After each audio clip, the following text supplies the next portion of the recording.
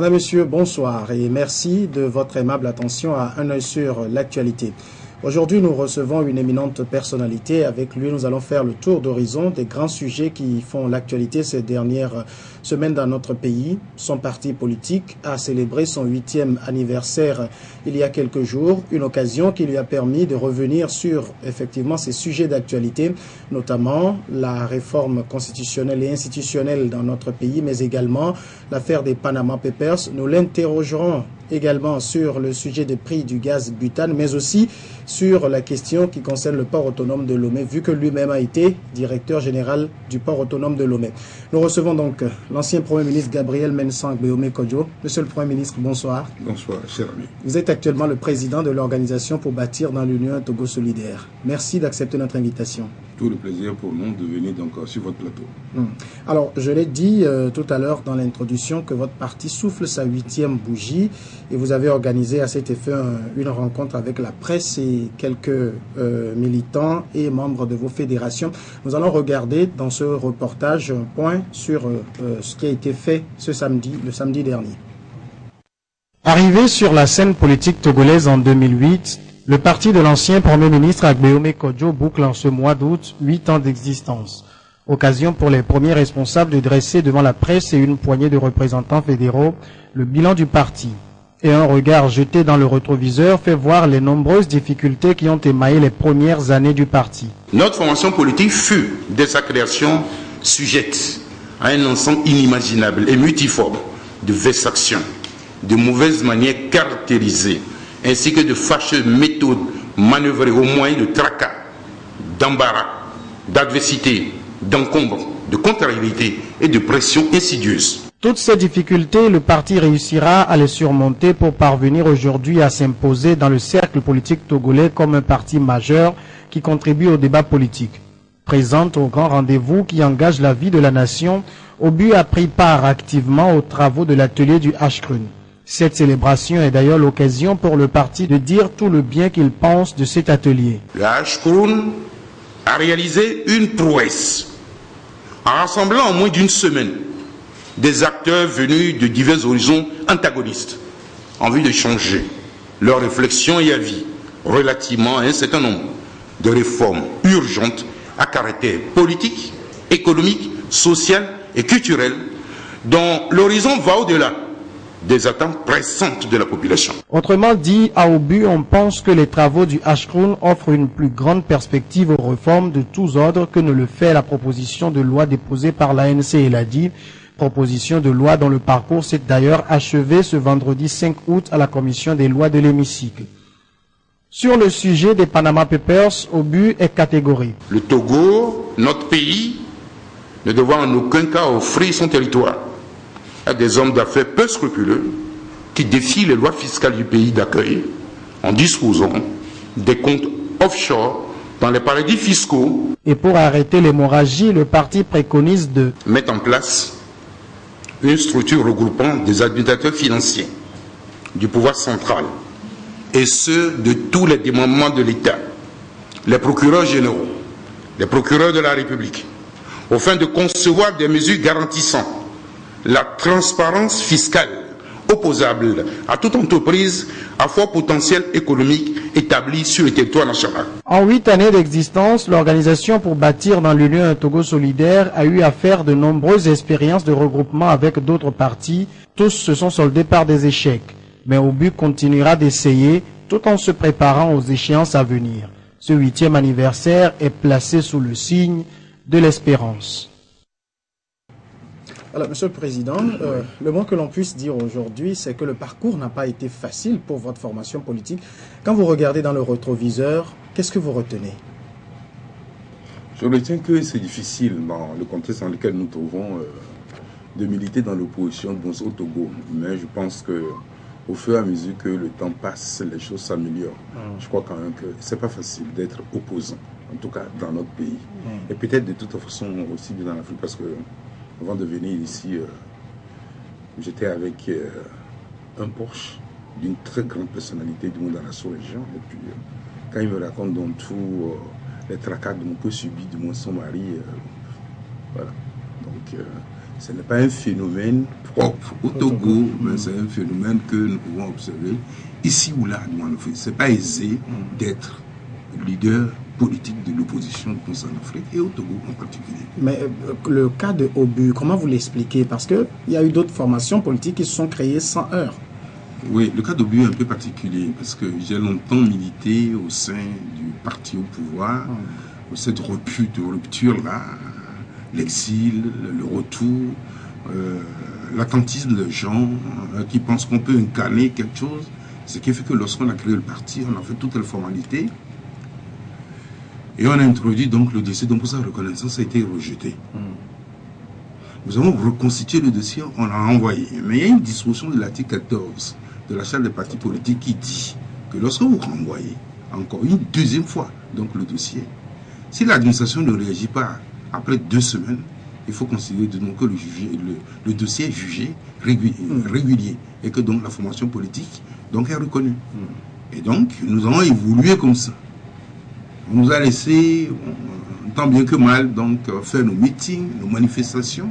Et puis l'élection présidentielle de 2010 arrive. La même administration qui a refusé de nous donner le récépissé et nous l'avons acquis de droit par les dispositions contenues donc dans la charte des partis politiques, article 14, écrit à la Cour constitutionnelle de de rejeter notre candidature parce que nous n'avons pas de récépissé. La Cour constitutionnelle nous a saisis et dans l'élément responsif que nous avons envoyé du moins à la Cour constitutionnelle a jugé que c'est nous qui avons raison, que c'est des dysfonctionnements liés du moins au fonctionnement de l'administration. Mais ça n'a pas suffi. Après ces élections, ce qui s'est passé, bon, on a instrumentalisé 2 militants qui nous ont assignés en justice. Et très rapidement, on a prononcé la dissolution du parti. Mais comme il y a un esprit qui nous accompagne, le même jour, ce 25 juin donc 2010, donc celui qui a prononcé la dissolution disait aux gens que c'est un procès politique, il a pris des décisions politiques. Ah, lorsque ça nous a été rapporté, puisque nous, il a dit devant 4 personnes, j'ai cherché à vérifier rapidement, donc au niveau des 3 autres, si c'est vrai s'il a déclaré ça. Bon, on a confirmé cela. Et puis bon, vous me connaissez, j'ai commencé le déploiement de toute façon internationale de cette information, et très rapidement, bon, ok. La même administration nous a appelé de corriger 2 ou 3 trucs, et on nous a donné leur récépissé. Donc c'est pas facile. Ce n'est pas du tout facile. Pourquoi donner un simple récépissé à une administration, à une partie, à une formation politique peut soulever autant de problèmes. Donc, en fait, aujourd'hui, bon, nous existons, nous avançons, mais ce n'est pas facile. Ça, c'est ce qui est fait au niveau de la reconnaissance. Mais nous-mêmes, premier responsable du parti, vous savez ce que j'ai vécu. Bon. Mais est-ce que tout cela, ce n'est pas un peu aussi à cause de l'animal politique qu'est Aguiome Kodjo? Non, je suis pas... Je suis un animateur politique comme les autres, j'apporte ma contribution. Et je crois que c'est des problèmes d'incompréhension, ou plutôt on a peur de demander à Aguiome Kodjo. Pourquoi vous allez avoir peur d'Aguiome Kodjo? Je suis un homme de conviction. Si la cause m'emballe, et puis donc je mets l'énergie nécessaire dedans. Et donc je considère que ce n'est pas facile, les 8 années d'existence, mais autant que faire se peut, grâce à la détermination des militants, et peut-être au-delà aussi, hein, il faut savoir de toute façon reconnaître donc les efforts des autres. Oui, le CST dans lequel, le FRAC dans lequel donc nous étions à cette époque, a également, par ses militants, contribué du moins à faire entendre raison. Et aujourd'hui, nous existons. Nous essayons de regarder donc à l'avenir avec confiance qu'est-ce qu'on peut apporter, parce que les attentes des Togolais sont nombreuses. Et personnellement, j'ai le sentiment que nous ne faisons pas assez pour que les Togolais puissent, en tout cas, vivre dans un environnement de démocratie, de liberté, de justice, voilà, et donc et de respect de leurs droits. Donc, nous avons du boulot à faire. Et ça, il faut forcément de toute façon qu'il y ait une synergie entre les forces qui luttent pour les mêmes objectifs. Aujourd'hui, vous existez, c'est l'essentiel qu'on peut dire. Quel est le bilan que vous-même vous faites de ce que vous avez apporté sur la scène politique togolaise en tant que parti politique? C'est beaucoup. Bien sûr. Vous allez dire que le baromètre qui permet de mesurer l'ancrage d'une formation politique, c'est par rapport à ce nombre d'élus à l'Assemblée nationale.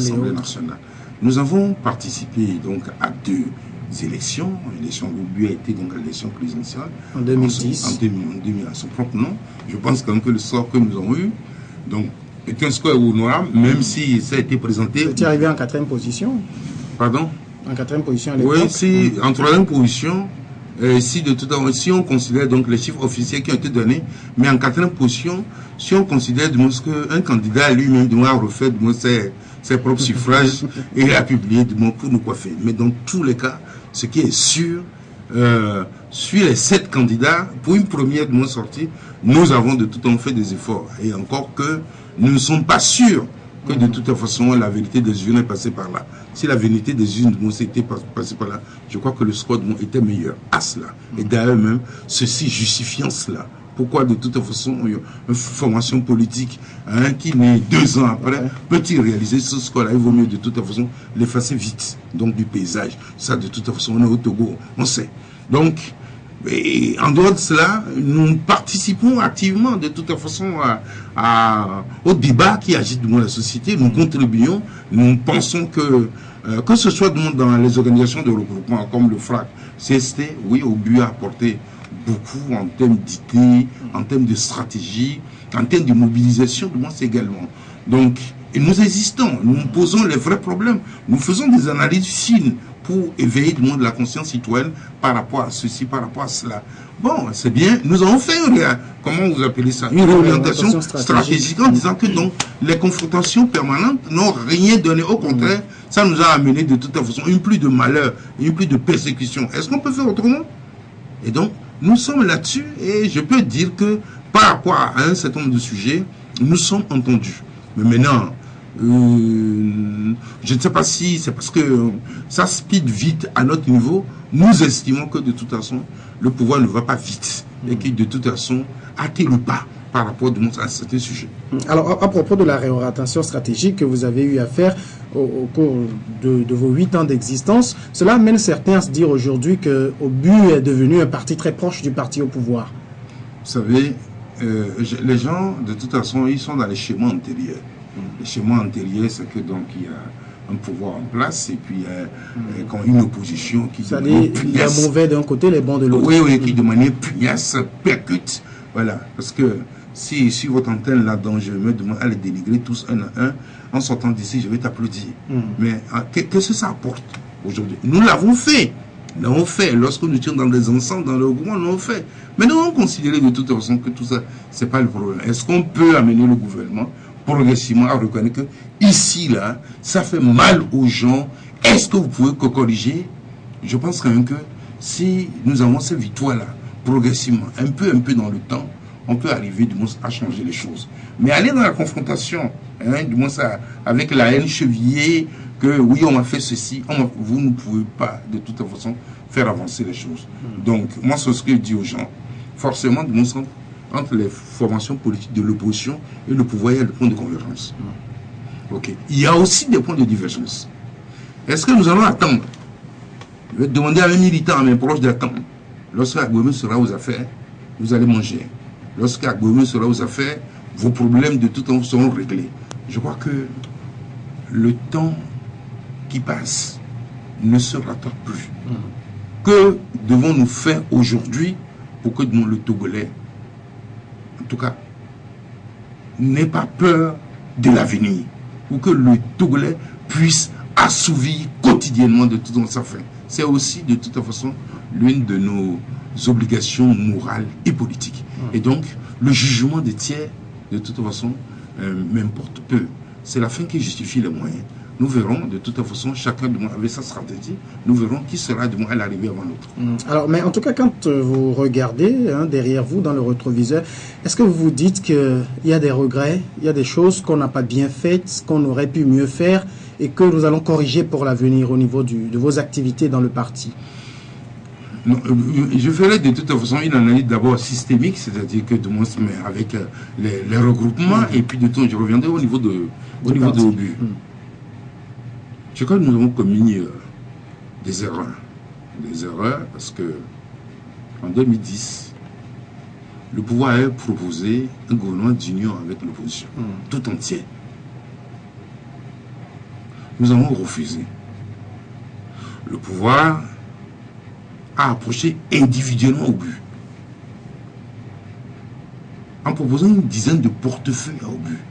Nous avons refusé. Je crois que si cette opportunité se prend demain, nous ne réfléchirons pas deux fois. Parce que de toute façon, je pense que de 2010 à 2016, si nous étions aux affaires, nous avons pu contribuer à résoudre beaucoup de problèmes des Togolais. Nous avons dit non. Donc, c'est des erreurs qu'il ne faut pas commettre. Au niveau de l'opposition aussi, j'ai dit, avant les élections présidentielles de 2010, parce que nous avons fait du lobbying, nous avons fait des pressions dans les chancelleries et au niveau de nos relais, de nos soutiens extérieurs, qu'il va falloir de toute façon revenir sur cette histoire de deux tours et d'augmentation des mandats. Ça marchait. Le gouvernement lui-même a initié un projet de loi, adopté en Conseil des ministres et envoyé à l'Assemblée nationale.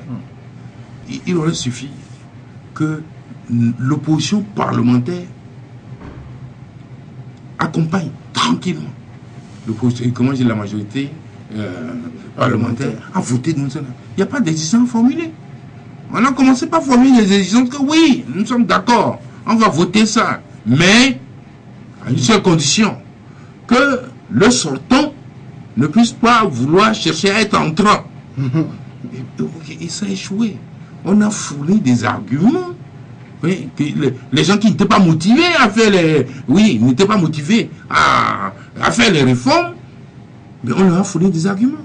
Et ça n'a pas été fait. C'est-à-dire que faisons la concession pour que le président sortant puisse faire un seul mandat pour obtenir les réformes. On dit non. Aujourd'hui, non seulement il a eu le mandat, mais il a tout le boulevard ouvert devant lui. Et voilà. Donc demain, si une telle situation se représentait, même nous ne sommes pas de toute une fonction parlementaire, mais nous ferons tout et tout auprès de ceux qui nous représentent au niveau du Parlement, qu'il y ait une nouvelle approche qu'il faut avoir pour donner une chance. Donc, si vous voulez, démontrer aux réformes dans le pays. En fait, et pourquoi les gens sont si accrochés à cette histoire de réforme et de deux tours? C'est lié au fait que c'est la misère. C'est les difficultés économiques que rencontre chacun des Togolais. Et les gens se disent, si on limite, mais si on fait deux tours, ils vont partir. D'autres viendront, nous allons respirer. Est-ce que de mon temps, d'autres viendront, ils respireront mieux? C'est à vérifier. Donc voilà, à peu près. Donc, mais d'une manière ou d'une autre, comme de toute façon, le président lui-même s'est engagé à faire les réformes, à limiter, il n'y a pas de problème de toute façon. Essayons de l'aider, de l'accompagner pour que nous puissions de moins arriver à ce résultat. Maintenant, au niveau du parti. Au niveau du parti, oui, je viens de le dire, comme nous a proposé, dans une dizaine de portefeuilles, on a refusé. Mais personnellement, je ne ferai plus de confiance aveugle. C'est-à-dire que je prends cette histoire donc de répartition des sièges, mais au niveau du scrutin législatif de 2013, nous avons fait confiance, mais nous avons été trahis. Nous avons fait confiance pourquoi? Il nous a été dit formellement que si Obu gagne des sièges, il le gagne pour le CST. Si l'ANC gagne, il gagne pour le CST. Si Adi gagne, il gagne pour... Finalement, nous nous sommes tous investis pour obtenir les résultats. Et les résultats qui ont été obtenus ont été divisés, répartis sur ANC et sur Adi. Parce que ce qui est sûr, ni l'ANC ni Adi ne peut affirmer sans trembler que sans de toute façon le collectif selon le Togo qui pourrait arriver de ce niveau-là. Et donc je dis, je ne ferai plus de confiance avec eux. D'accord. Alors, vous avez également effleuré au cours de votre rencontre avec la presse la question sur, par exemple, la participation à d'autres regroupements. Est-ce qu'aujourd'hui, Obu va faire cavalier seul ou si une opportunité de regroupement se représentait, vous y adhéreriez? Oui, je crois que la réponse se trouve dans ce que vous venez de dire. Dans ce que je viens de dire, que je ne ferai plus de confiance. Si demain,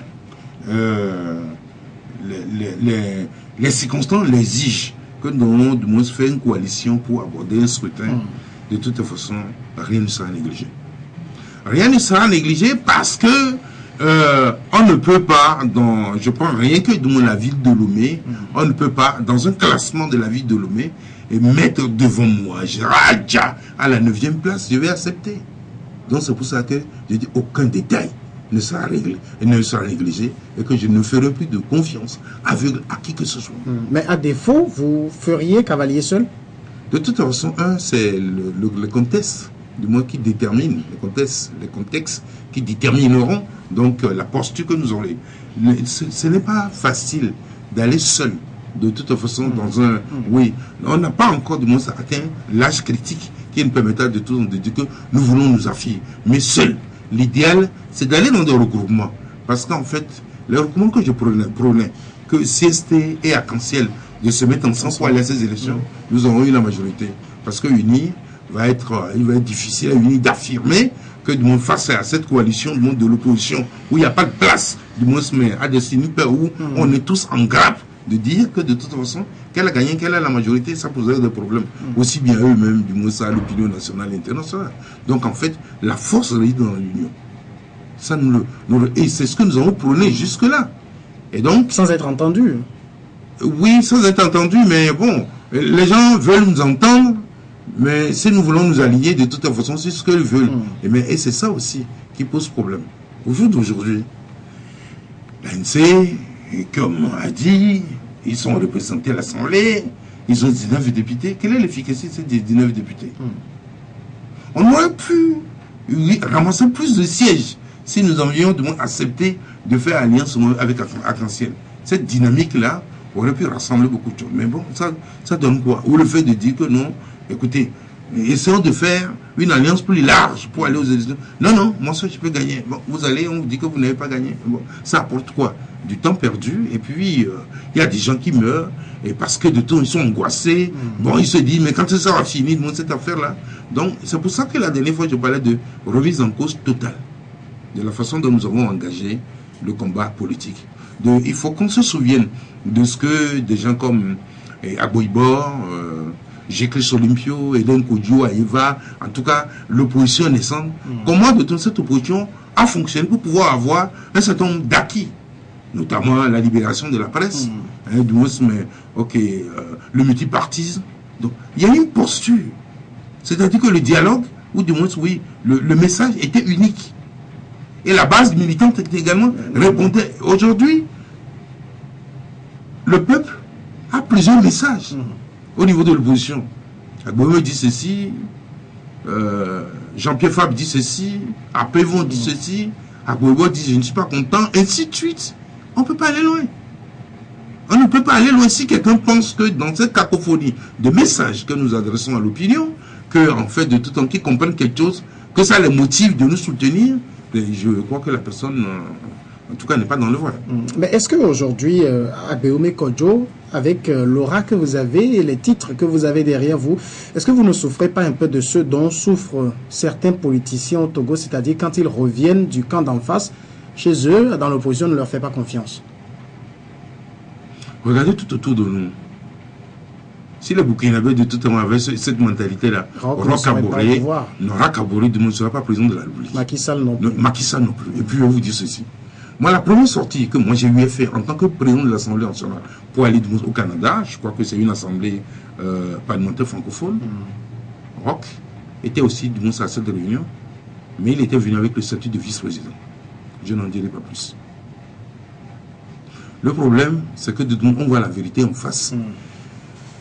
Je disais à quelqu'un là, peut-être hier là, au cours d'un débat assez houleux, que la vérité, elle est perçue à géométrie variable selon celui qui l'affirme. Je peux dire quelque chose maintenant que les gens vont rejeter. Peut-être que quand Jean-Pierre Fabre va le dire, on va dire oui, c'est ça qu'il faut suivre. Mais en fait, c'est exactement ce que dit Agboime. Mais parce que ça sort de la bouche de Agboime qui, en tout cas, personnage politique autour duquel on construit, si vous voulez, une imagerie. Bon, c'est comme rien de bon ne peut venir de Nazareth. C'est exactement rien de bon ne peut venir de... Oh, les gens se trompent. Voilà. Et donc, je crois quand même que au niveau même de l'opinion, au niveau du peuple togolais, nous avons du moins un travail sérieux de nos affaires. Et donc, vous me demandez si je ne trouve pas de ça. Moi, je reste également moi-même. Je sais ce que je veux. Je sais ce que j'ai apporté à ce pays. Ça aussi, ça compte parce que quand vous prétendez aller plus loin, bon, qu'on puisse visiter le chemin que vous avez eu à faire. J'ai apporté quelque chose à ce pays. Et j'ai aussi un rêve pour ce pays. Je pense qu'on peut faire plus. Je pense qu'en motivant les gens, parce que c'est de ça qu'il s'agit, en motivant les gens, ils peuvent dégager de l'énergie beaucoup plus forte pour apporter des réponses de aux problèmes que nous rencontrons. Donc, moi, je ne désespère pas. Je crois quand même que la compréhension viendrait du moins, mais dans l'esprit, dans l'imaginaire des Togolais, à un moment donné, on comprendra que la force, en tout cas, la force de ce pays, et là, je vais plus loin, la force de ce pays réside dans l'union, dans le rassemblement, donc de toutes les compétences, de tous horizons. Parce qu'en fait, le défi, il est le même. Et c'est pour ça que j'ai dit, nous, notre approche, c'est de voir quels sont les points de convergence que nous avons avec, par exemple, l'ANC. Est-ce qu'on peut travailler au moins sur ces points de convergence et laisser les points de divergence qu'on va travailler? Quels sont les points de convergence que nous avons avec UNI? Parce qu'il y a forcément des sujets sur lesquels on peut s'entendre. On ne peut pas s'opposer sur tout. Et on ne peut pas s'entendre sur tout aussi. Mais maintenant, de tout temps, ce genre de choses, en disant que lui, c'est un vrai opposant, lui, c'est un faux opposant, lui, il est proche d'UNI, vous favorisez le parti qui est au pouvoir.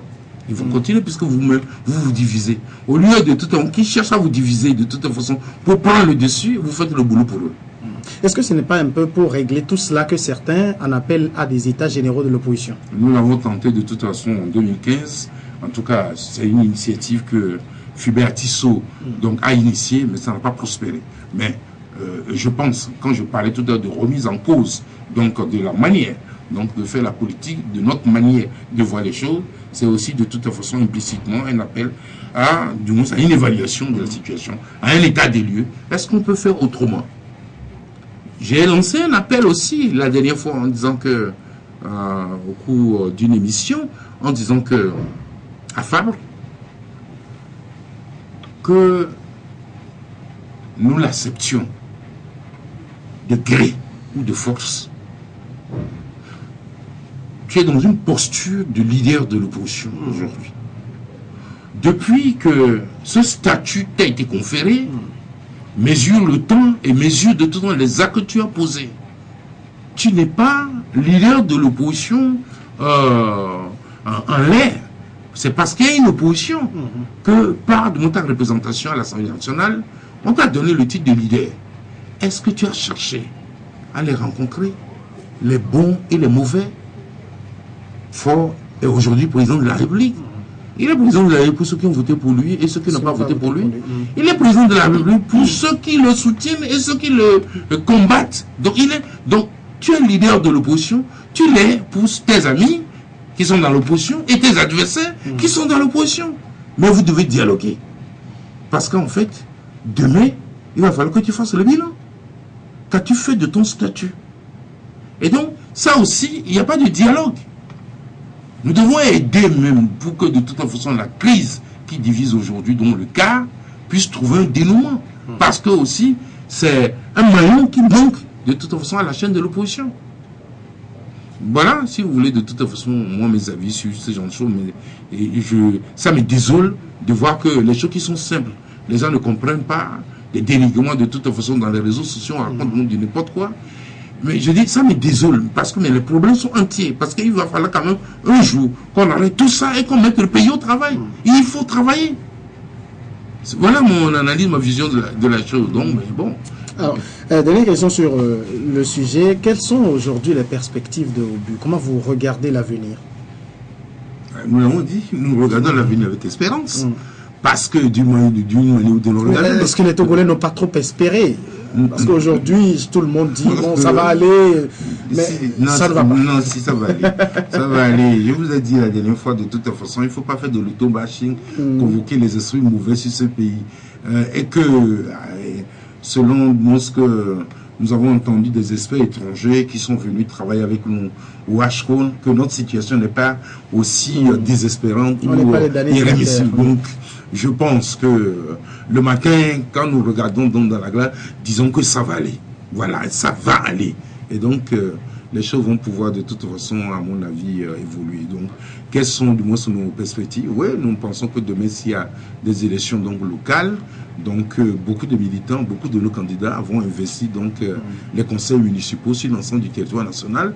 Nous y travaillons et donc voilà au moins de à brève échéance ce que nous pouvons espérer. Nous espérons également que si demain donc il y a une ouverture politique et que donc l'opposition dans son ensemble ou une partie de l'opposition accepte de rentrer dans un gouvernement de coalition, nous disons nous avons des gens qui sont extrêmement bien formés et qui ont de l'expérience que nous essaierons de tout d'avant, en tout cas d'envoyer pour qu'ils puissent apporter leur énergie et leur expérience au service du développement de ce pays. C'est de ça qu'il s'agit.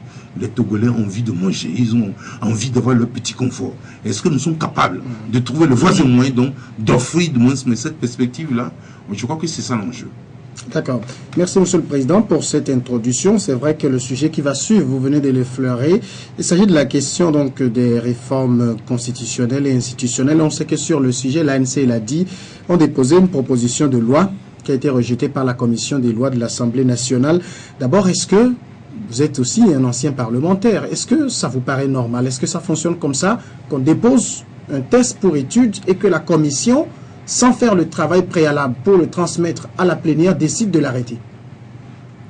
Je pense que je ne connais pas l'agenda de travail donc, de la commission des lois, mais je considère que il faut évaluer le contexte dans lequel cette proposition de loi a été du moins déposée et voir également de quoi meubler donc l'actualité donc sur le sujet. L'actualité sur le sujet est meublée donc par les travaux de HCO. Et au même moment où les travaux se déroulaient, donc à l'automne de février, on nous parlait donc de cette proposition de loi qui a été déposée donc par l'ANC et ADI. Le fait d'envoyer cette proposition de loi est une bonne chose. Ça prouve que le dossier des réformes n'a pas été enterré après les élections. Et que de toute façon, nos députés qui sont là, ils songent. Et au-delà même d'y songer, ils ont structuré une proposition qu'ils ont déposée. Mais j'ai souvent dit que la politique est une question de rapport de force. Si l'ANC et ADI avaient donc je crois les 4/5e. Oui, les 4/5e. Oui, avec les 4/5e. La question ne se poserait pas. Ça veut dire qu'ils déposent, le lendemain, on dit que c'est adopté. Procédure d'urgence. Ils peuvent le faire. Ils n'ont pas la majorité. Et pour donc que la loi passe, il faudrait trouver forcément un compromis avec cette majorité. Vous dites qu'il n'y a pas de mandat impératif, que c'est des députés de la nation. Ça veut dire qu'ils ne répondent pas de toute façon de leur base, ils décident de manière souveraine. Les gens disent non. Au même moment, je dis bien au même moment, avant même qu'ils ne vous disent non, il y avait les travaux de Ashkron à 2 pas. Donc, de ce qui fait aujourd'hui office donc d'ici de l'Assemblée nationale. Parce qu'il y a un nouveau siège en construction. Non, ça c'est vrai, oui, grâce à la coopération chinoise. Vous avez ADI envoyé son secrétaire général, le docteur Wadi, voilà. Un élément brillant, donc j'admire. Donc, ADI envoyé, mais l'ANC n'a envoyé personne. Vous savez, il n'est pas interdit de toute façon de réviser la Constitution. Même déjà depuis 1789, je crois que il y a un texte donc, qui reconnaît ça de moins au peuple français. Le peuple togolais peut décider de modifier la Constitution quand de toute façon il le désire. Mais il y a 2 types de révision. Est-ce une révision conjoncturelle pour répondre à un besoin pressant ou est-ce une révision structurelle? Le chemin emprunté par l'ANC et l'ADI relève de ce que je peux appeler une révision conjoncturelle. Mais la démarche empruntée par Ashkron relève d'une révision structurelle. C'est-à-dire que les sujets abordés sont nombreux. Les réformes proposées sont plus approfondies. Et donc, à partir de ce moment-là, Je crois que s'il y a un choix à faire entre maintenant ce que propose donc le H-Roll et ce qu'il propose, et qui constitue d'ailleurs même un élément, un sous-ensemble de tout ce catalogue-là, le choix est clair. Voilà. Et donc maintenant, moi je dis, il faut que un vrai débat politique s'ouvre sur le catalogue. Donc, on reviendra sur le catalogue des choses, sur le catalogue donc des réformes qui ont été envisagées par H-Coup, oui, afin que le peuple s'en approprie. Parce qu'en fait, de tout, on fait les réformes pour qui? Pour le peuple, bien pour sûr. Le peuple, pour la nation. Il faudrait que ces réformes soient légitimes et correspondent à un moment donné donc aux besoins de la population. Monsieur le Président, on reviendra sur le catalogue de ce que propose le H-Coup, mais il y a un sujet sur lequel vous n'avez pas donné de réponse. Est-ce que une commission quelconque de l'Assemblée nationale a la prérogative d'arrêter l'étude d'un texte comme ça? Oui. Parce que ça appartient quand même à la plénière de le faire. Oui, c'est-à-dire que c'est pour ça que j'ai dit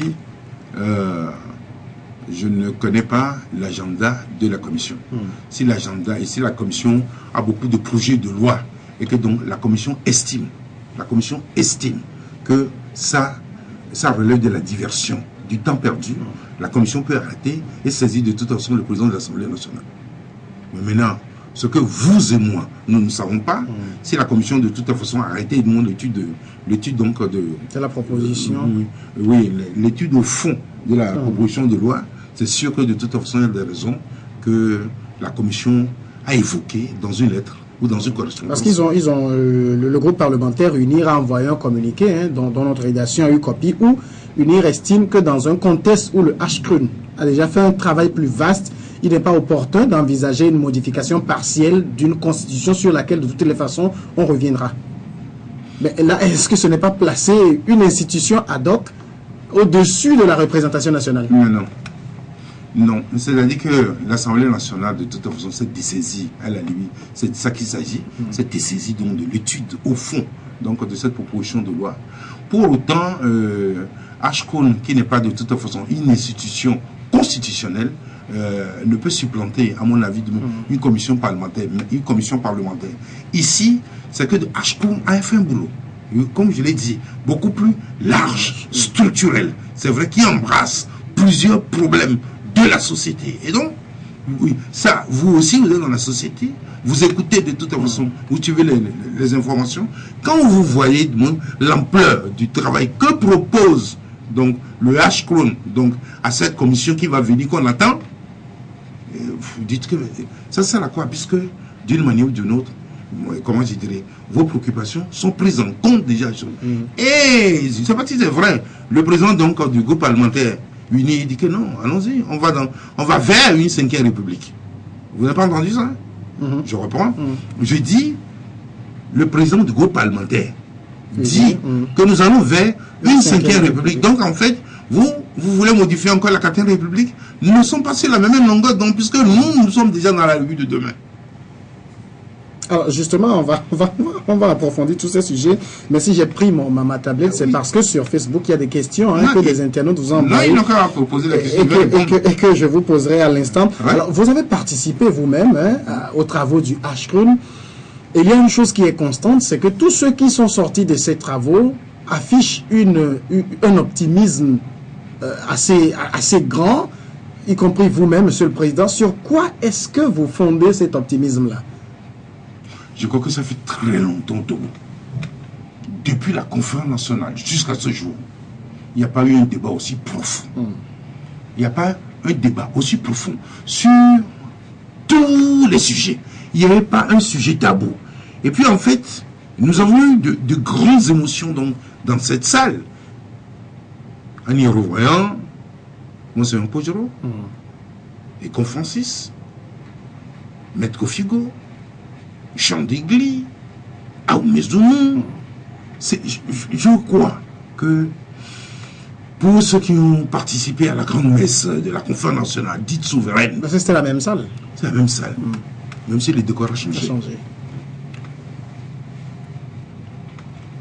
C'est au nom de cette espérance-là qui s'est levée dans la salle que nous disons que le gouvernement doit hâter le pas pour la mise en place de la commission qui est chargée de connaître les conclusions de nos travaux pour pouvoir nous proposer rapidement quelque chose sur lequel nous tous nous devons convenir.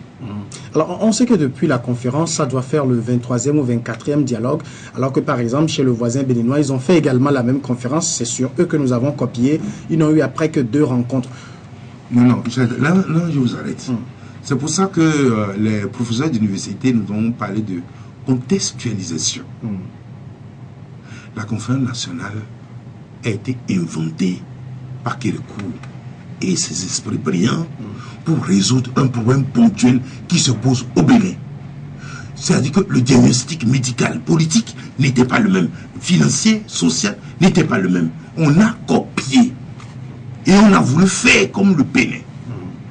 Mais il y a certaines précautions qu'on a interdit du moins à cause de prendre. C'est-à-dire, quand ça coince sur certains sujets, va rencontrer le président de la République et essayer ce que Kérékou et de Souza faisaient. Dans quel pays la conférence nationale a prospéré? Citez-les.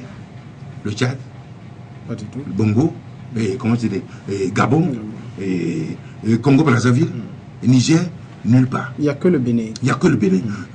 Tout ça pour dire simplement que le problème, il y a un problème au Bénin. Ils ont trouvé une solution, ils ont trouvé une thérapie. Et de tout temps, ça a réussi là. Tous ceux qui ont cherché de moi à faire, comment on dit ça là, à considérer cela, cette démarche comme une panacée panafricaine, de toute façon, oui, c'est vrai. Et on continue de traîner encore, de payer les factures aujourd'hui, mais ça n'a pas réglé, du moins c'est la maladie. Au contraire, ça a compliqué, amplifié, réel.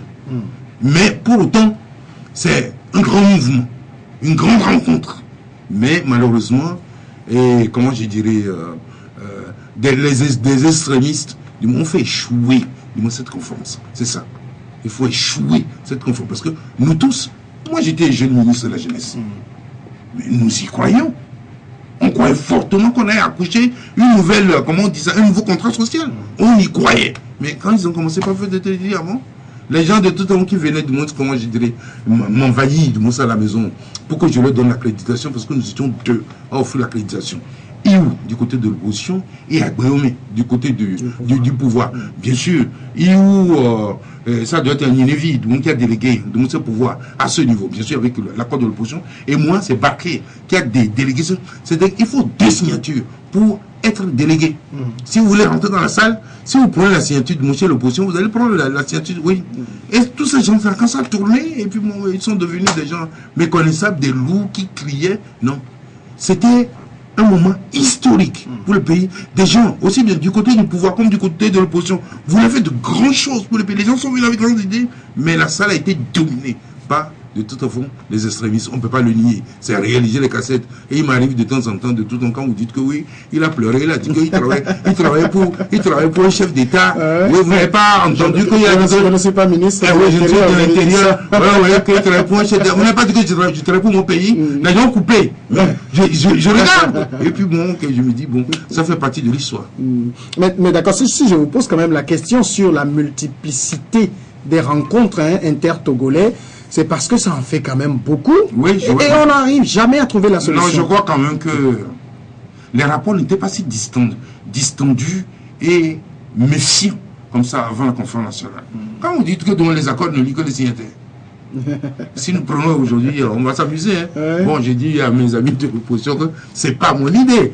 Si nous prenons du monde de la PG, si les rapports n'ont lié que les signataires, essayez du monde de regarder ces signataires. La plupart de tous certains ont changé de camp, d'autres ont disparu. Donc en fait, oui, je dis non. On fait un jeu, hein, je l'explique. Donc c'est pas le fond de ma pensée.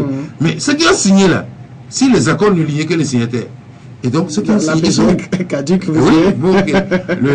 comment je dirais, la CPP, où aujourd'hui, le CPP conseille le chef de l'État, l'UFC, où aujourd'hui, l'UFC, oui, du moins conseille le chef de l'État, le PDR d'Aïva, bon, pratiquement, bon, voilà. Bon, il reste qui? Donc, il y a tellement de choses dedans que, bon, voilà, en temps, oui, voilà. Et donc, pour dire que nous sommes sortis de cette conférence plus divisés que nous l'étions pensés. Moi, je dis aux gens, j'ai vendu des cigarettes, des conteneurs de cigarettes dans ce pays, dès qu'on faisait la synagogue. Oui. Je ne fumais pas. Je ne fumais pas. Je n'ai jamais fumé avant la conférence nationale. Mais pendant la conférence nationale, on était dépassé. Il dit, bah, d'abord, on se posait des questions. Est-ce que c'est réel ce que l'opposition a raconté là? Hein? Nous sommes dans un truc là, on travaille avec quoi? Avec un monstre? On a commencé par fumer que c'est pas vrai. Jusqu'à ce qu'on découvre que non, que c'est un montage, en tout cas sur un certain nombre de sujets. Alors d'accord, sur le sujet, il y a Boniface Bawara sur Facebook qui demande en définitive, est-ce que vous croyez à la bonne foi du parti au pouvoir mieux que vous redoutez la mauvaise foi de l'ANC, ses alliés, parlant de la multiplicité de ces rencontres? Et aujourd'hui, on est optimiste au sortir de l'atelier du HCN. Est-ce que vous croyez à la bonne foi du pouvoir? Non, je crois quand même que de toute façon, le président de la République est face à ses responsabilités. Je vais terminer. J'ai dit, il est face à ses responsabilités.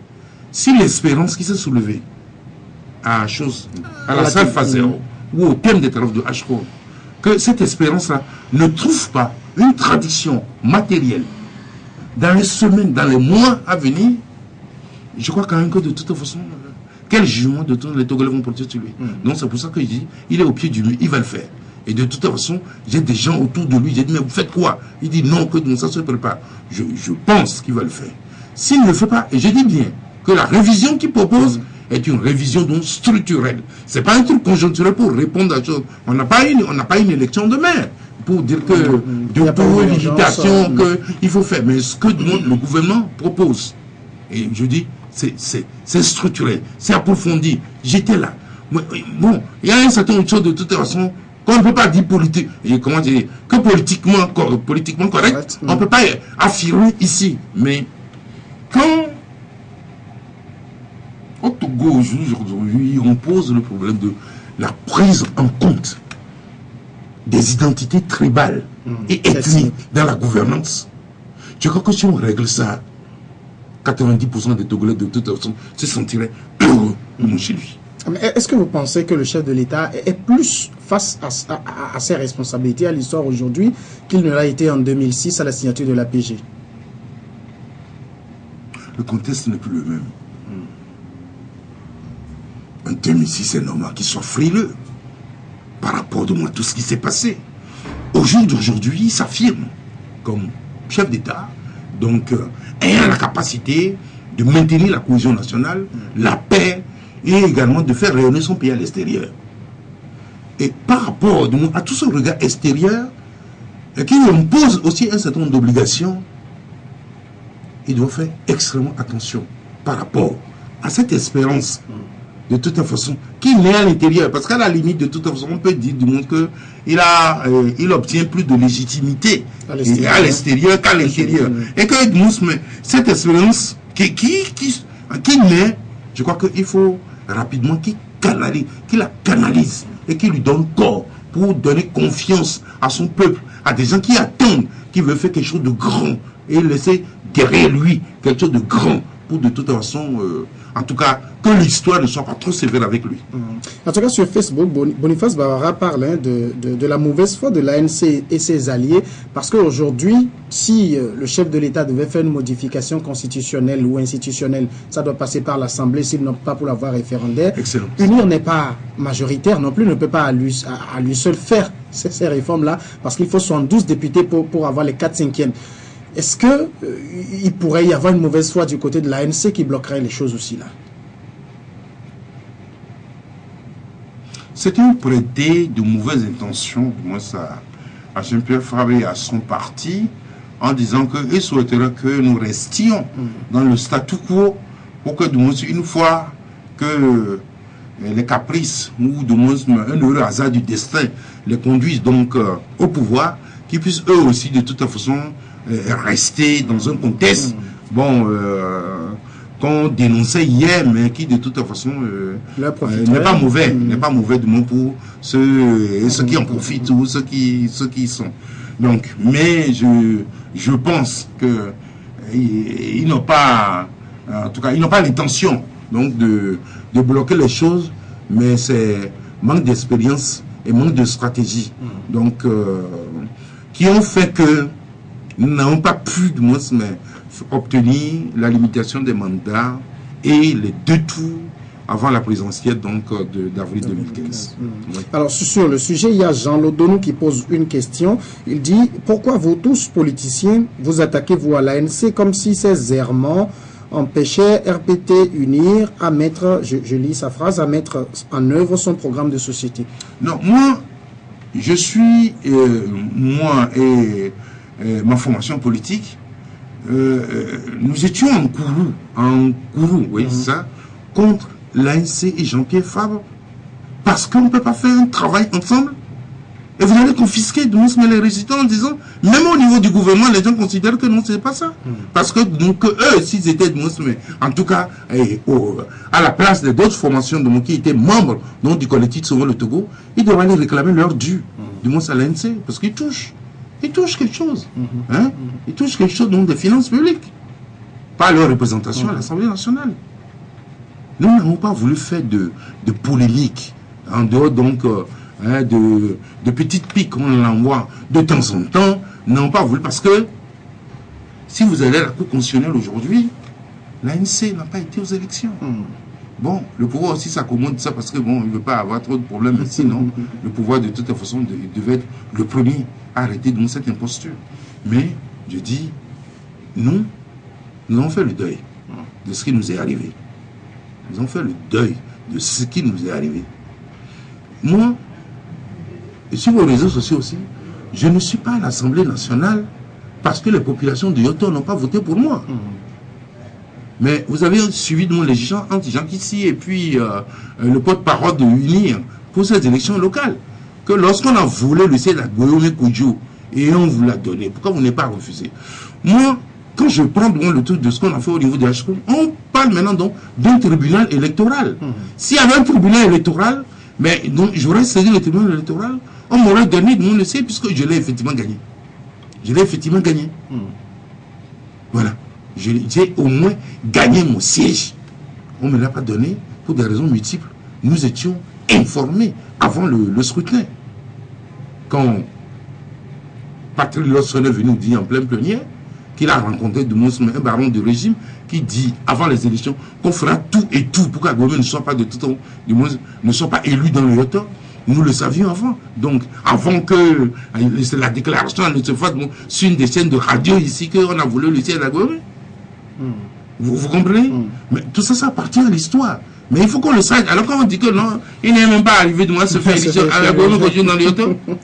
Oui, on a attribué toute la préfecture mais à un seul personnage. Au cas, non. Le cas aussi, c'est, les populations aussi savent que au moins pour mon siège, dans mon fief électoral, c'est-à-dire Yoto Est, je pense quand même que si vous demandez une élection demain, je gagne. Si c'est transparent. Alors, d'accord, on va revenir sur le sujet de ce que vous avez fait comme travaux au niveau de l'atelier du HCRUN. C'est vrai, aujourd'hui, il y a eu sur le site du HCRUN les conclusions de ces travaux qui ont été rendus publics. On a lu un peu pour comprendre un peu ce qui a été fait là-bas. C'est un travail gigantesque qui a été fait. Et pour mettre tout cela en branle, est-ce que vous plancheriez plus pour l'option référendaire? C'est pour ça que la révision constitutionnelle, donc pas le mécanisme parlementaire, ou aller vers un référendum constitutionnel, il faut ouvrir le débat. Je considère que, de manière objective, que c'est une révision structurelle, profonde, qui n'a rien à voir avec les éléments constitutifs de la Constitution, donc du 27 avril 1992. Ça fait 25 ans aussi bientôt, donc cette constitution de montage a été votée. Nous savons les contextes dans lesquels donc, la constitution là, a été votée. Et tout ce qu'il y a dans cette constitution, en tout cas dans sa version originelle, donc, a été dépouillé, notamment de son impossibilité pour le chef de l'État, une fois qu'il nomme de son Premier ministre, de les dégommer de quand il veut. Mais aujourd'hui, de toute façon, on te nomme demain, on n'a plus besoin de toi, tu pars vite, alors qu'avant, dans les dispositions vues de Mospa, en tout cas ceux qui l'ont rédigé au niveau donc, du Haut Conseil de la République, c'est le Premier ministre qui rend sa démission. Il est renversé par du moins une motion de censure.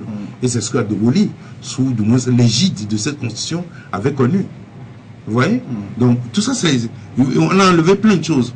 C'est le Premier ministre qui détermine et qui conduit donc l'action donc du gouvernement dans la formulation primitive. C'est enlevé. Donc il y a beaucoup de choses de toute façon. Aujourd'hui, il est devenu un garçon de course. Hein, c'est ce que les gens disent, le Premier ministre. Moi, je n'oserais pas me dire cela. D'abord parce que je suis profondément républicain. Deuxièmement, c'est une fonction que j'ai occupée et que je respecte beaucoup. Je pense quand même que je ne sais pas sur quoi les gens se fondent. Parce qu'on dit qu'il n'a pratiquement plus aucun pouvoir. Hein. À votre époque, c'était quand même un peu différent. Oui. Vous étiez encore Premier ministre au moment où on ne pouvait pas, le chef de l'État ne pouvait pas vous démettre. Vous ne pouviez que rendre votre démission. Oui, oui, mais sous l'égide de la même constitution, Maître Aboyiba a servi donc avec la même constitution de tout temps qu'elle a aujourd'hui. Et le premier Ngbo a servi sous la même condition. Aoumé Zoumou a servi sous la même condition. Maître Aboyiba a servi sous la même condition. Est-ce à dire que les 4 personnalités que je viens de savoir sont aussi des garçons de course? C'est ce que les gens La disent. réponse, de toute façon, je crois que ceux qui font cette affirmation n'ont qu'à aller chercher. Moi, j'ai vu Ngbo travailler. Oui, Ngbo, de toute façon, beaucoup de charisme, beaucoup de compétences. Oui, c'est-à-dire que Ngbo relevait un certain nombre prenait un certain nombre d'initiatives. J'ai vu Aoumé Zoumou aussi bouger, Maître Aboyiba. Donc, vous ne pouvez pas dire ça, que notre Premier ministre de tout est un garçon de course. Peut-être que la période, il n'y a pas beaucoup d'enjeux. Et donc, c'est calme. Bon, quand c'est calme, parce qu'en fait, comme le général de Gaulle a l'habitude de le dire, le destin d'un homme, c'est à la fois la rencontre d'un caractère et d'un événement. Il n'y a pas d'événement majeur. Donc, qui se passe pour que les gens affirment leur caractère. Oui, pour qu'il affirme davantage son caractère. Pour l'heure, je crois qu'il rassemble beaucoup d'énergie pour peut-être la rentrée où les gens promettent que, bon, si de toute façon il n'y a pas ça, il y aura ça. Alors, toujours sur Facebook et parlant du sujet du référendum, Boniface Bahara vous demande que pensez-vous de l'option à peine voilée du parti au pouvoir de passer par le référendum? Déjà, il y a des difficultés que vous avez évoquées au niveau donc des 4/5e à l'Assemblée nationale. Si toutefois, de toute façon, il y a une proposition ou un projet de loi de modification de la Constitution. La deuxième chose, c'est que les points de révision soulevés, relevés par le HCON, ces points sont si nombreux que nous sommes en train de passer de toute façon à une nouvelle constitution. Et donc, je pense que tous ces éléments-là, s'ils veulent donner corps à ça, l'idéal c'est de retrouver donc une place donc, pour tout cela dans le dispositif juridique et constitutionnel donc, de la 4e République. Mais si on ne trouve pas de place pour ça, ce serait beaucoup plus aisé de toute façon d'aller venir 5e République. Ce d'autant que le président du groupe parlementaire, donc uni à l'Assemblée nationale, dit que la conférence nationale fait quoi et que de toute façon, eux, ils sont disposés à aller rapidement vers une 5e République. Alors, dans ce cas, vous savez, hein, l'éternelle question du statut du sortant reviendra toujours. Si on passe à une 5e République, est-ce que celui qui est actuellement président peut se prévaloir de se représenter à de nouvelles échéances électorales dans la 5e République? Je crois que c'est vous les journalistes qui compliquez la situation. C'est pourquoi on a appris, et je pense que toi-même tu le sais, que la loi n'est pas rétroactive. Dès qu'on met le compteur à zéro, c'est tout comme il n'y a rien. On repart. Mais maintenant, est-ce que moi je vois que c'est une fonction qui épuise, qui fatigue beaucoup? Est-ce que lorsqu'on aura fini ou lorsqu'il arrivera au terme de son mandat actuel, aurait-il l'envie, l'ambition de continuer? Je pense que c'est à lui qu'il faut poser ces questions. Donc, on ne va pas faire des calculs. Non. Mais moi, quand j'ai lu la question avant de venir, quand on fait ce passage du 4e à la 5e, c'est que de toute façon, la 5e va intervenir avant la fin de son mandat. Ok. Quel est son statut à lui? Parce qu'en fait, de toute façon, bon, il est rattaché à la 4e République. Mais la 4e République disparaît. L'idéal aurait voulu qu'il disparaisse aussi en même temps, mais il est là. Donc, s'il est là, quel est son statut? Le statut dont, ceux qui vont rédiger la Constitution vont dire que, en tout cas, le chef de l'État est en fonction jusqu'à la fin donc, de son mandat, et que donc c'est au terme du mandat là que cette nouvelle constitution peut donner toute l'amplitude voilà, dans tous les domaines. Mais changer de république, ça bouleverse quand même beaucoup de choses. Comme quoi? Au sommet de l'État, c'est un grand bouleversement. Quand on parle d'un passage d'une république, par exemple, sur le régime présidentiel et tout ça, oui. C'est des changements qui vont intervenir. Mais naturellement, ça ne pose aucun problème. Vous opterez, par exemple, vous, pour un régime présidentialiste? Ça veut dire quoi? Parce que bon, le mot, c'est un contenu. Si vous non, moi je considère que dans nos pays, il faudrait de toute façon avoir un régime présidentiel, c'est-à-dire que donc un président fort. Oui, le président, oui, des institutions qui sont fortes, mais pas animées de toute façon par des gens qui ne sont pas forts. Il faudrait de toute façon, quand vous avez les institutions fortes, il faudrait des hommes forts, donc pour les animer, parce que nos pays sont tels que si l'autorité est faible, il y a tellement de dérives. Aujourd'hui, il y a plein de choses, mais les gens ne voient pas. Il y a tellement de dérives ici. Le régime du monde n'est pas fort. Donc, quand les gens disent que non, il faut faire un régime parlementaire, il faut que le président de la République donc, inaugure des chrysanthèmes. Nous avons entendu tout ça. Hein. Nous avons entendu tout ça. Oui, dans la salle, à l'atelier. Et chacun a pu avancer les arguments pour soutenir. Voilà. Nous avons entendu tout cela. Mais, en tout cas, je dis, de mon point de vue, pour nos pays, pour construire et avancer, institutions fortes, mais du moins ceux qui l'incarnent doit être également assez fort. S'ils sont faibles, ça ne marche pas. Mais maintenant, quels sont les garde-fous qu'il faut mettre? Parce que vous connaissez les constitutions en Afrique. Par exemple, le cas Idriss Déby, qui a sauté un verrou et qui revient après, qui dit, bon, maintenant, je vais le replacer. Est-ce qu'il faut faire souffrir la constitution de la volonté d'un homme chaque fois? Ou bien il faut mettre des verrous pour dire, il y a sur un certain nombre d'articles qu'on ne peut plus revenir? Ça veut dire que la poursuite des Déby, c'est ça qu'on appelle donc des révisions de moisson conjoncturelle, en fonction de la conjoncture, en fonction de la volonté de toute façon de rester, hein, de briguer du moins son nouveau mandat, du moins on parle de liberté avec les textes et surtout qu'on dispose donc d'une majorité. Je ne pense pas que pour nos pays, en tout cas, toucher les constitutions pour assouvir donc des besoins personnels ou des intérêts personnels, je ne pense pas que ce soit le chemin. Le chemin, quand du moins on s'entend donc sur les textes, il faudrait du moins que la démarche qui doit conduire du moins à modifier ces textes-là ait un fondement légitime. Et cela suffit? Si je te dis, je n'ai pas dit que la démarche soit légale. J'ai dit un fondement légitime. C'est-à-dire qu'il y ait une adhésion par rapport à ça. Que les gens ne considèrent pas que, bon, ok, ce tripatouillage-là obéit à la volonté de maintenir ceci au point. Non. Voilà. Et donc, au jour d'aujourd'hui, moi je dis, il y a des droits nouveaux. Vous savez, je disais à une grande personnalité dans ce pays il n'y a pas longtemps, donc je crois qu'on s'est retrouvé à Paris, et je lui disais que quand on rédigeait donc la Constitution de 1992, il n'y avait pas d'Internet, il n'y avait pas de smartphone. Le monde a changé. Et vous avez des droits aujourd'hui qui doivent être protégés. Le droit de l'image, droit à l'image, droit à l'intimité. Quelqu'un me voit la dernière fois à l'aéroport, la claque, prend une photo, on voit Lomé ici, à Gomikodjo, affiche Jean-Pierre Favre, il n'a pas dit bonjour. Alors que Jean-Pierre Favre, on était dans la même cabine. Oui. Et qu'au-delà même, de toute façon, au-delà de la politique, peut-être il y a d'autres relations qui nous lient, vous ne savez pas. Alors qu'on rigolait et tout cela. Voilà. Et donc, tout ça, c'est-à-dire droit à l'image. Donc, il y a de nouveaux droits. Et donc, on ne peut pas laisser les choses comme ça. Et donc, c'est pour ça que, ce que moi je souhaiterais, si la commission du moins finit son travail, il faut qu'elle soit mise en place, il faut ouvrir un grand débat sur la mouture des éléments qu'on veut faire entrer du monde dans le dispositif de la 4e République ou dans le dispositif du monde de la Nouvelle République. Qui est un débat autour. Et là, pour que le peuple s'approprie, si vous voulez, mais en tout cas, les seules nouvelles dispositions pour que demain, nul ne dise que non, moi je n'étais pas au courant, non, on ne m'a pas dit ceci. Oui, il faut que ce débat ne doit pas rester uniquement au niveau de la classe politique, au niveau de l'élite. On doit des traditions en vernaculaire expliquer aux gens. Je crois que c'est extrêmement important.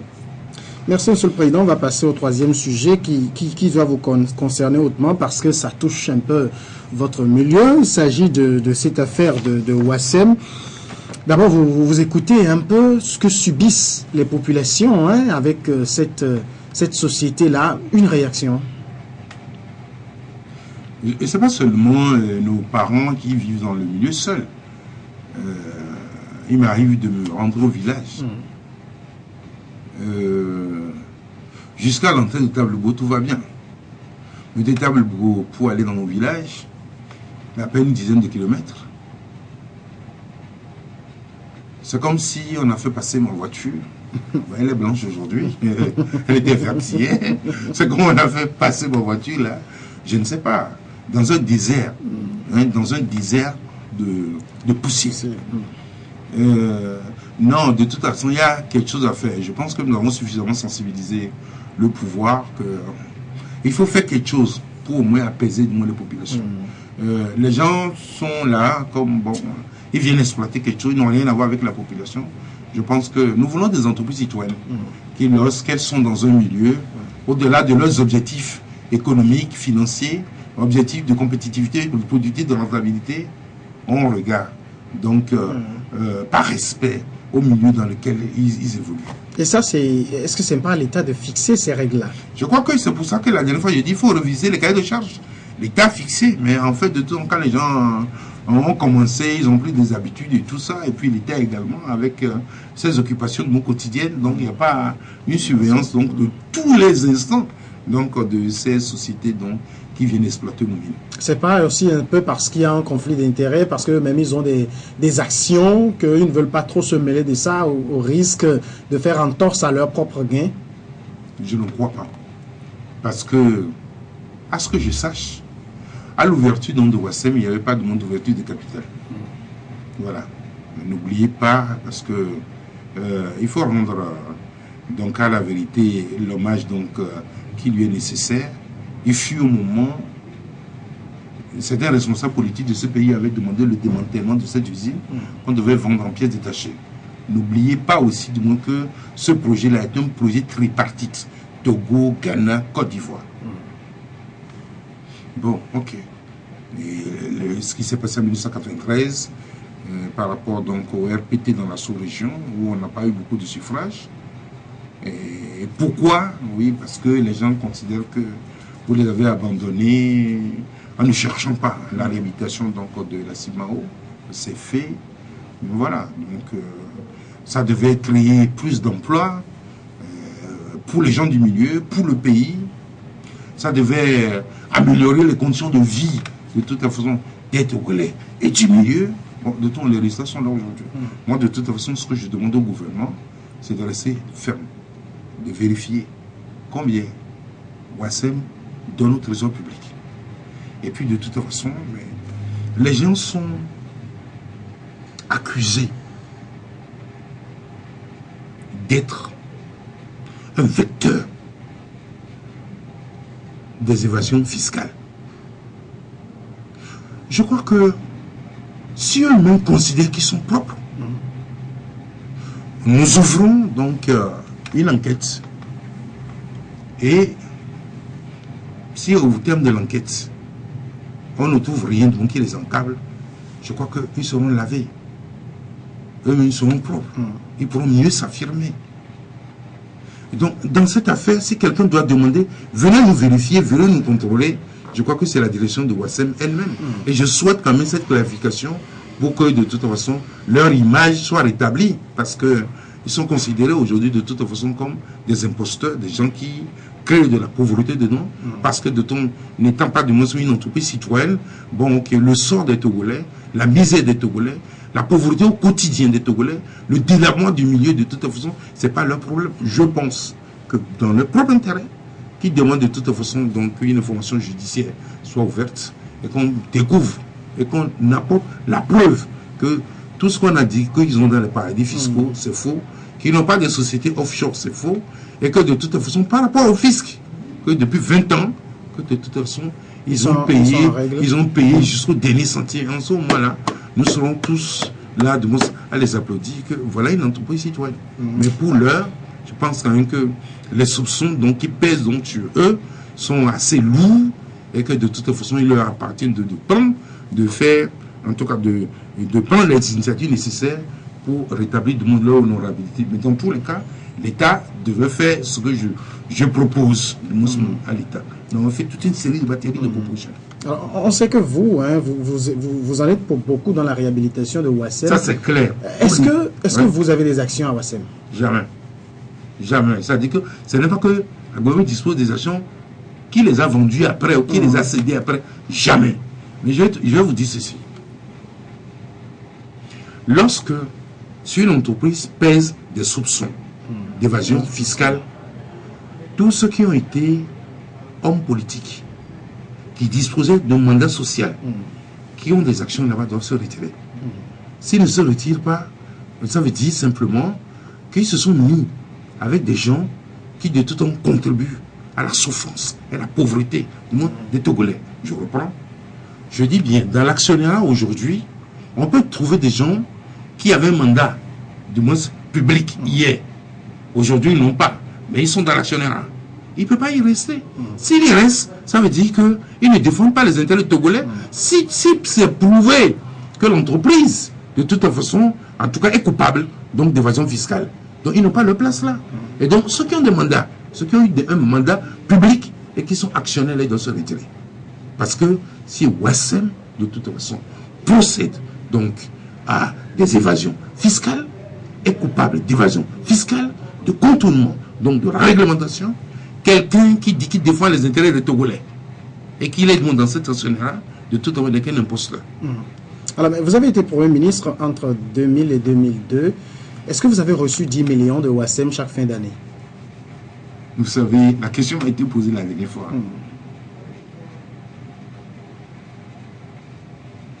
Moi, je n'ai jamais reçu de l'argent en espèces de Ouassem.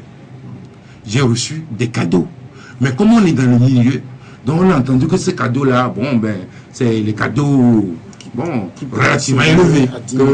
Voilà, oui, bon, du vin fin, du champagne, de ceci, et de tout temps, qui n'aime pas recevoir les cadeaux à la fin d'année? Et nous, recevons les cadeaux, nous, est-ce que le problème donc, de Panama PPS s'est posé? Aucun. Donc c'est une entreprise, de toute façon, qui a fait du miracle, le truc qui est resté dans la brousse dans les années, bon, qui a récité l'activité économique, oui. On envoie du champagne, on envoie du vin, on envoie des sacs de voyage, on envoie ceci. Et que nous aussi, nous le distribuons à ceux qui sont autour de nous, à des gens qui sont proches de nous. Qui n'a pas reçu des cadeaux? À la Sonacom, moi, je recevais des cadeaux. Je donnais des cadeaux avec des partenaires. Au port autonome de Lomé, directeur général, je donne des cadeaux. Qui ne reçoit pas de cadeaux à la fin de l'année? Et donc, de toute façon, je crois que le problème ne se pose pas à ce niveau-là. Le problème ne se pose pas. Quand vous voulez analyser, du moins, quelque chose, placez-le dans son contexte. C'est aujourd'hui que, du moins, tout le monde porte un doigt accusateur sur Ouassem en disant, ah, il est dans Panama PPS. Si quelqu'un aujourd'hui, ou le décembre qui arrive, si la situation donc de Ouassem n'est pas clarifiée, que c'est une entreprise propre, citoyenne, qui respecte donc les lois du pays, paye du moins les impôts, si ce n'est pas clarifié, et qu'un responsable politique prend encore des cadeaux là, je crois quand même que si on le surprend, il est obligé de donner sa démission. D'accord. Alors, on va évoluer également hein, sur ce sujet-là, parce que vous voyez un peu, est-ce que on peut estimer aujourd'hui quand même que Ouassem vit sur notre planète, par exemple, en termes fiscal, l'OTR qui, visiblement, semble être prise au dépourvu. Non, je pense quand même que l'OTR a du boulot maintenant. L'OTR a du boulot. Parce que c'est plus facile pour l'OTR de frapper les petits commerces, des dames qui tiennent de petites boutiques, mais il y a les gros requins qui sont là, qui nous doivent de l'argent. Non, M. Gaperi et son équipe là, c'est des gens qui sont très sérieux. Bon, je crois qu'ils ont un montant donc à atteindre. Donc on passe par tous les moyens. Qu'est-ce que j'apprenais ce midi là avant de venir ici? Qu'il y a des kiosques là qui ont été loués par la chambre de commerce, donc à certains opérateurs. Donc, on a fait des redressements jusqu'à 60 millions donc, à certains. Donc je pense quand même que bon, l'histoire donc de Panama PPS est une aubaine, une grande aubaine donc pour l'OTR. Donc on va voir si ce que l'OTR demande cher pour boucler l'année, si réellement de toute façon ce que Panama PPS dit, donc si c'est réellement vrai, je crois que l'OTR trouvera suffisamment de la substance, peut-être de 2 ans, de 3 ans, de 4 ans, de 10 ans, de toute façon, en allant donc fouiller dans les chiffres de choses, si tant est que les accusations, de toute façon, dont Ouassem est victime, du moins ces accusations, du moins, sont fondées. Alors, je voudrais qu'on parle également d'un sujet sur lequel vous y connaissez également énormément, c'est le mécontentement des déclarants en douane. Monsieur le Président, on va regarder encore ce reportage de Ida Azialouvo qui est allé relayer pour nous ce mécontentement des déclarants en douane de l'Union des professionnels agréés en douane. Ces professionnels agréés en douane ici rassemblés comptent informer l'opinion publique de leur décision de surseoir toute activité au port autonome de Lomé à compter de ce jeudi. Principale raison, l'introduction de frais supplémentaires dénommés Terminal Handling Charge THC sur le chargement et le déchargement des conteneurs pleins à destination du Togo par Navi Togo, la société des lignes maritimes du Togo. C'est un avis qu'ils ont affiché dans leur agence et nous n'avons pas été saisis de façon formelle sur l'exploration de cette frais-là. Après un tête-à-tête avec le directeur du port et sa délégation et le directeur du cabinet du ministère des Transports, le ton a changé. Ils avortent la grève et optent pour des discussions. Nous sommes dans un autre registre maintenant. Nous avons listé un certain nombre de choses que nous voulons discuter. Le président citait tout à l'heure, parce que vous voyez un peu le fossé qu'il y a entre nous et les voisins, il y a lieu de statuer sur ce point-là. Même si aujourd'hui, on va reprendre les activités, parce qu'on ne peut pas aussi prendre tout le destin d'un pays, parce que le principal sujet, on l'aborde, si on sursoit, on peut reprendre, mais sous réserve que nous continuions sur les autres points et que dans un proche avenir, on puisse y aller. Si on ne va pas à ces accords-là, nous sommes là. Nous reviendrons à la charge, forcément. Et le directeur du port de Ranchéria. Nous, notre travail, c'est de faire en sorte qu'il n'y ait pas de bruit de mouvement autour du port. Parce que les activités n'aiment pas le désordre. Donc, si nous sommes venus, c'est pour que tout se passe dans l'ordre. C'est ce que nous sommes venus délivrer comme message. Et appuyé par les autorités pour qu'ils comprennent que les autorités sont toujours derrière eux et suivent tout ce qui se passe. Moi, je suis que le dépositaire du port.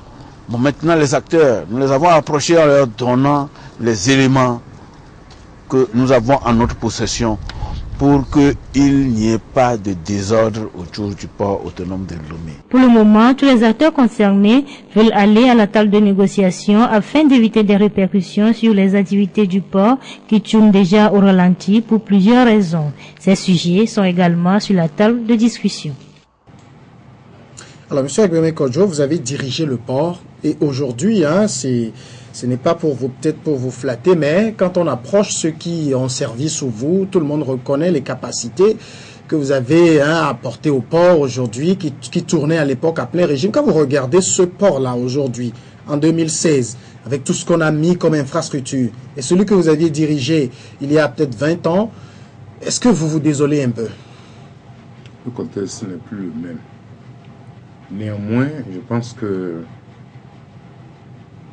c'est comment construire une synergie entre tous les acteurs intervenant au port pour rassurer les usagers locaux et extérieurs. Et donc nous avons créé ce que nous appelons l'Alliance pour la promotion du port autonome de Lomé, A2PL. Cette alliance part ensemble pour aller dans le Sahel, pour aller démarcher la clientèle. Ce que les transitaires ou les consignataires faisaient de moins individuellement, nous partons en équipe. Et je crois que ça a donné des résultats. Aucun segment ou acteur de cette communauté portuaire ne peut décider unilatéralement d'augmenter ses prix.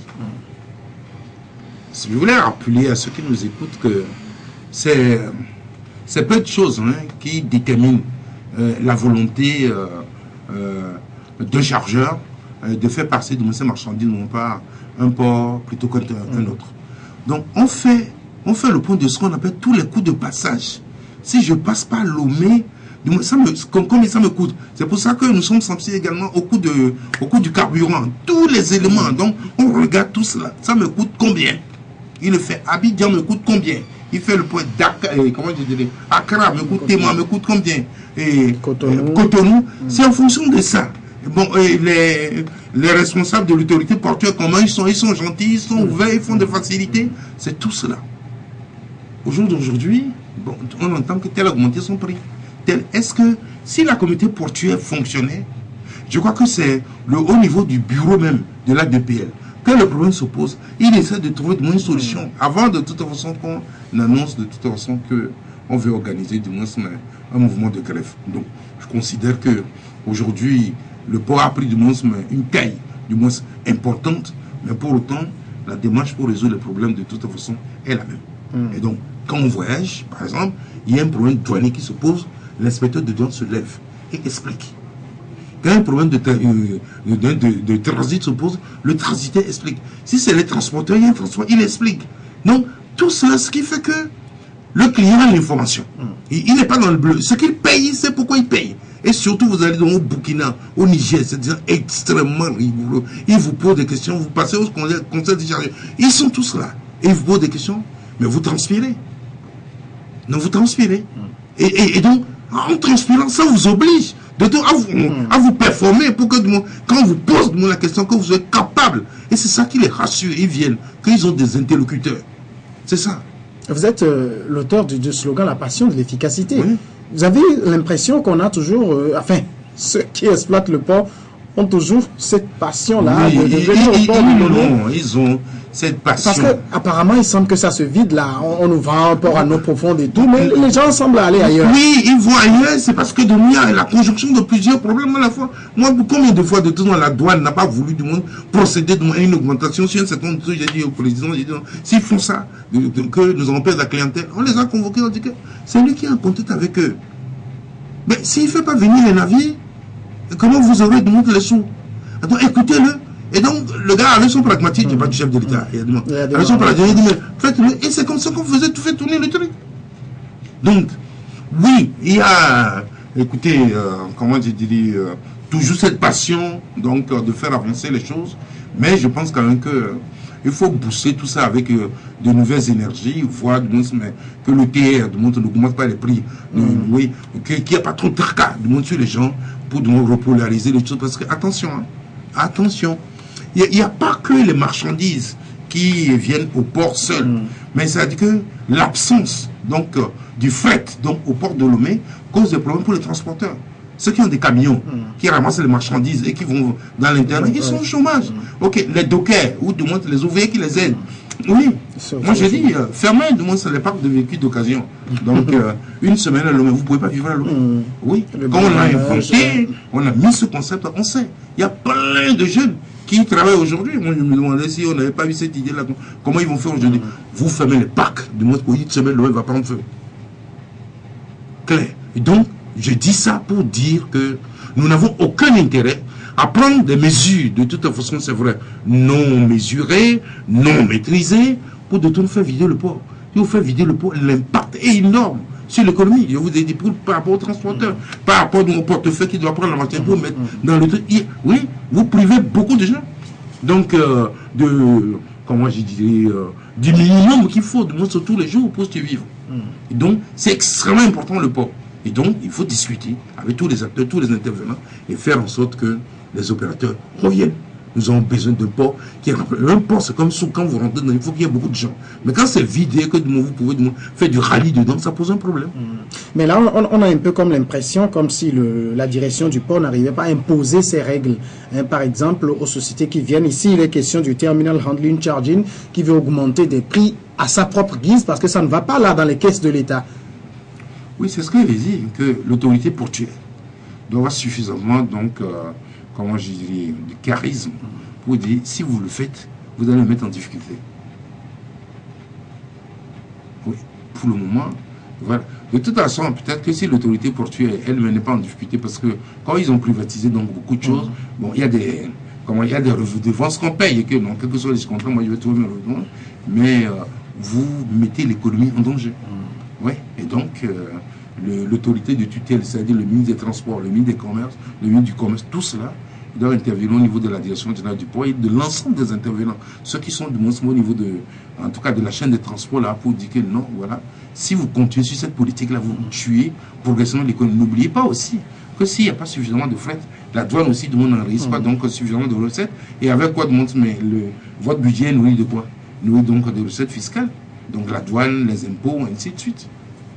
Alors, dernier sujet, Monsieur le Président, l'augmentation du prix du gaz. Au moment où nous enregistrons cette émission, c'est vrai que Total a rectifié le tir et est revenu sur les anciens prix, mais le communiqué a bien précisé jusqu'à nouvel ordre et on ne sait pas à quand ces prix vont repartir à la hausse.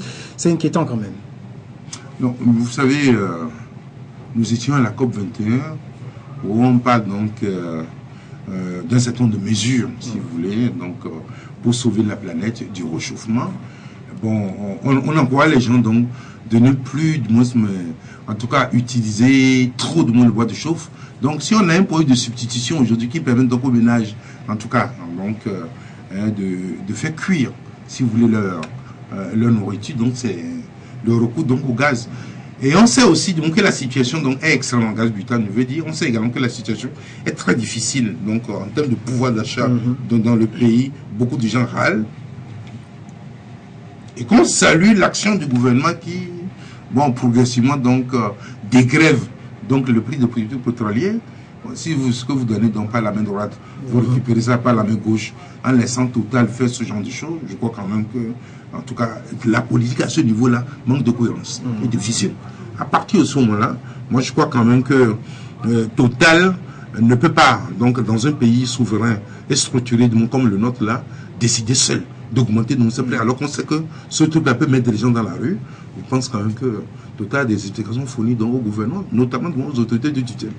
Total s'est basé sur le réagissement des prix des produits pétroliers, arguant que le gouvernement a supprimé sa subvention au gaz, sur le gaz, alors que Sodigaz, lui, ça n'a pas changé, puisque les gens utilisent beaucoup le Sodigaz et le gaz de Total. Est-ce qu'il faut craindre quand même que dans l'avenir, ça augmente? Non, déjà même, de toute façon, la poursuite de Total me dérange. Total a une solidité financière que Sodigaz n'a pas. Parce que Total est un groupe international. Il est co-français, mais il a des ramifications un peu partout. Mais cette posture m'inquiète. S'il y a des trous dans le pays, est-ce que Total du moins peut résister? S'il y a des trous dans le pays, on peut s'attaquer à leurs infrastructures, à leurs installations. Je ne sais pas, j'interrogerai de un certain nombre du gouvernement qui sont pro de ce dossier pour savoir de toute façon qu'est-ce qui justifie cette assurance-là au niveau de Total, pour que sans consultation aucune avec les autorités politiques, que Total puisse, en tout cas, dans le cas de ce que je peux appeler la vérité des prix, en tout cas, afficher un prix comme ça. Parce que ça pourrait dégénérer. Mais heureusement que, en tout cas, il y a eu des pompiers qui n'étaient pas loin et qui ont contribué de toute façon à stopper, voilà. C'est surtout l'éveil des organisations de défense des consommateurs qui sont montés au créneau. Ça montre aujourd'hui quand même que les gens deviennent de plus en plus vigilants sur ces droits-là. Non, il s'agit que le problème du pouvoir d'achat se pose dans la ville. J'écoute, je reçois, c'est vrai. Les gens sont limités. Certains parlent, disent qu'on ne sait pas où l'argent est parti, que l'argent ne circule pas. Donc, oui, non, il y a cette souffrance-là, déjà, morale et physique dans le pays. Donc, tout ce que nous devons faire, c'est d'éviter de monter la provocation. Et je considère que cette augmentation de l'ordre de 41%, dont on a parlé du monde dans la matinée, parce que les gens nous ont posé des questions, je crois que ça relève de la provocation. Voilà. Donc, évitons, donc, dans l'intérêt de la paix, donc évitons de ces actes-là qui, en tout cas, risquent de poser des problèmes. Alors, une dernière question sur Facebook. Croyez-vous qu'avec votre expérience et votre poids dans la politique, vous avez réellement envie d'aider le Togo à sortir de tous ces problèmes qui se multiplient un peu plus chaque jour? L'auteur de la question a la réponse dans ma déclaration, dans mon posture. Si ça ne tenait qu'à moi, je me serais déjà jeté à l'eau pour régler un certain nombre de problèmes. Parce que ces problèmes, je les vois. Je n'ai pas le moyen de les régler pour l'instant, mais je les aurai. Un dernier mot, Monsieur le Président. Je demande au peuple togolais de rester dans l'espérance. Je sais que c'est difficile pour beaucoup de jeunes aujourd'hui. Mais je sens aussi que le moment arrive où nous allons trouver des moyens de toute façon de lancer des grands chantiers et qui pourront donc absorber beaucoup de main-d'œuvre. J'ai aussi une pensée du moins pour nos femmes du marché qui étalent donc les produits dont nous avons besoin sur le charbon, mais qui n'ont pas de clients. Parce que du moins, le pouvoir d'achat de toute façon a pris du moins un coup ou de repli. L'argent va circuler, les moyens vont venir.